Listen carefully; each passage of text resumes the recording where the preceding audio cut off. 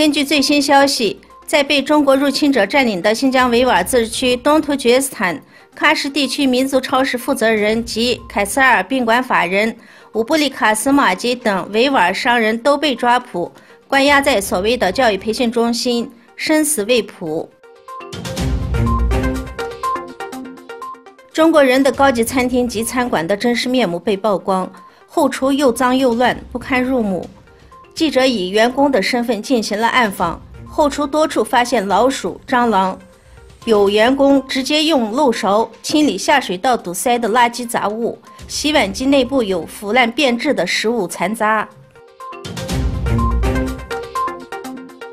乌兹别克斯坦总统米切尔约耶夫宣布，乌兹别克斯坦决定加入东决与国家合作委员会，说与总统阿尔多安会谈后决定，乌兹别克斯坦国旗将成为这个委员会的旗帜之一。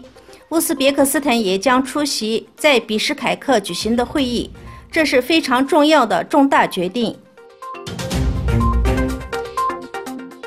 4月30日上午，阿富汗首都喀布尔市中心发生连环自杀式炸弹袭击，至少造成25人死亡，包括8名记者，50余人受伤。伊斯兰国极端组织声称对该袭击事件负责。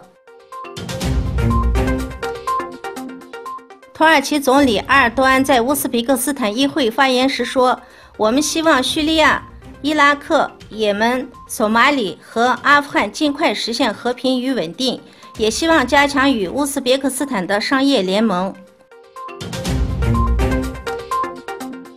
巴塞罗那在西班牙举行的西甲足球联赛中，以4比2战胜拉克鲁尼亚，是红蓝军团历史上第25座西甲冠军奖杯，也是球队10年来第7次赢得联赛冠军的荣耀，同时也是该俱乐部第8次拿到国内联赛的双项冠军。